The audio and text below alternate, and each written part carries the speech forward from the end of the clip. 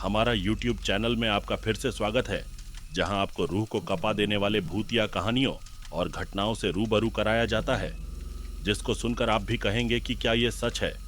तो दोस्तों, आज की गोस्ट स्टोरी एक होटल पर है, जिसको पूरा भूतिया यानी हॉन्टेड तो नहीं कहा जा सकता, पर उसमें कुछ तो ऐसा था जो उस होटल को दूसरे होटल से अलग बनाता था।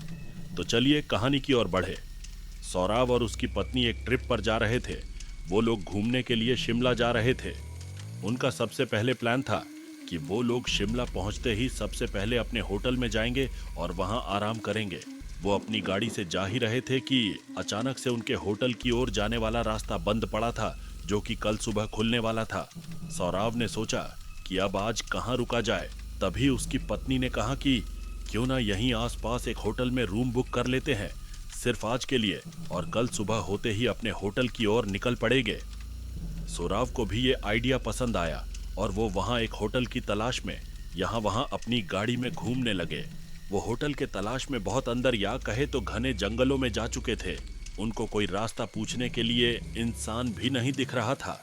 अचानक एक पत्थर पर बैठा हुआ एक बूढ़ा दिखा जो हुक्का पी रहा था। उसको देखते ही सौरभ ने अपनी गाड़ी रोकी और उससे आसपास रहने के लिए होटल पूछा। उस बूढ़े ने उंगलियों से एक दिशा की ओर इशारा किया और हुक्का पीने लगा, पर उसने कुछ बोला नहीं। सौरभ भी उसके दिखाए हुए रास्ते पर निकल पड़ा। कुछ दूर जाते ही उनको एक होटल दिखाई दिया।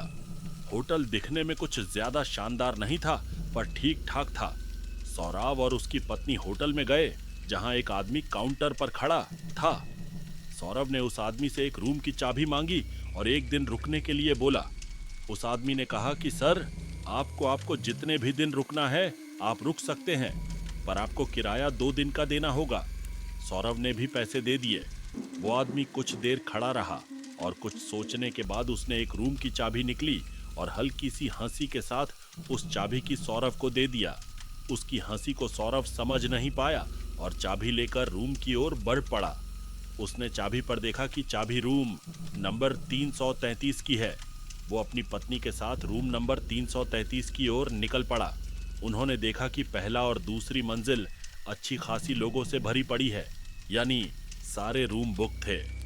पर वहीं जहां रूम नंबर 333 था, जो तीसरी मंजिल पर था, वो पूरी मंजिल सुनसान पड़ी थी। वो लोग चुपचाप अपने रूम को खोलकर अंदर चले गए। रूम अंदर से अच्छा था। सौरभ फ्रेश होने के लिए बाथरूम की ओर बढ़ा तो उसने देखा कि उसमें पानी नहीं आ रहा है। उसने होटल को स्टाफ को फोन करने के लिए रूम के टेलीफोन को उठाया और फोन मिलाया। फोन उठाया गया, पर वहां से कोई आवाज नहीं आई। बस एक हल्की सी हंसी की आवाज आई और फोन कट हो गया। तभी अचानक उसी टेलीफोन पर एक कॉल आया। इस बार होटल की स्टाफ की आवाज थी। उसने पूछा कि जी सर, बोलिए, हम आपकी क्या सहायता कर सकते हैं। सौरभ ने कहा कि आप जल्दी से हमारे रूम आइए, क्योंकि यहाँ पानी नहीं आ रहा।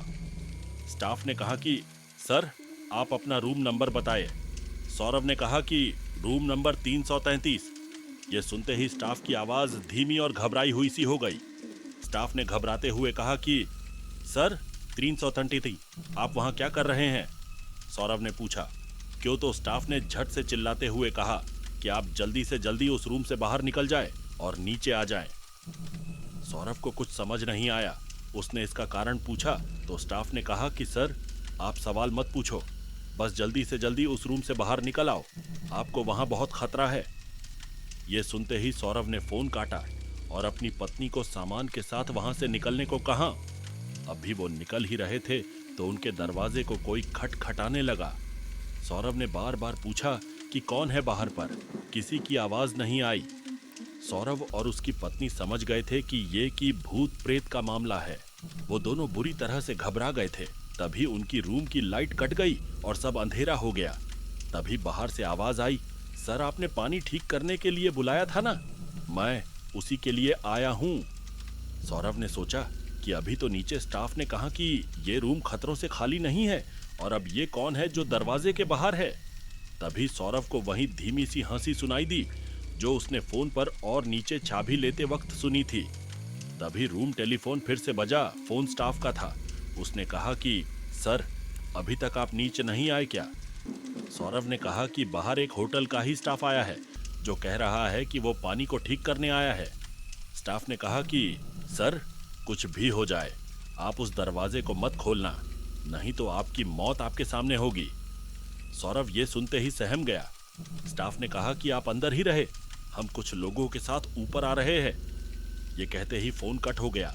कुछ देर बाद दरवाजे से आवाज आई, सर आप बाहर आ सकते हैं। सौरभ ने सुना कि बाहर से कुछ और लोगों की भी आवाजें आ रही है, तो उसको यकीन हो गया कि बाहर सच में होटल का स्टाफ ही है।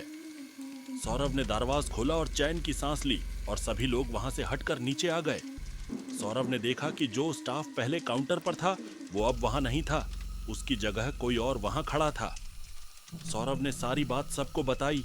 तब स्टाफ ने कहा कि सर, जो बंदा आपकी पहले नीचे मिला था वो असल में पहले इसी होटल में काम करता था और इसी होटल के रूम नंबर 333 उसकी रहस्यमय मौत हो गई और आज भी उसकी आत्मा इस होटल में भटकती है, पर वो ज्यादातर रूम नंबर 333 के आसपास ही भटकती है। सौरभ को सारी बात समझ आ चुकी थी और उन्होंने अपने इस भयानक अनुभव को हमारे साथ YouTube चैनल पर शेयर किया। सुनने के लिए धन्यवाद। और भी कहानियां आपका इंतजार कर रही हैं, तो सुनते रहे हमारी कहानियों को और हमारे YouTube चैनल को सब्सक्राइब करें। हाश।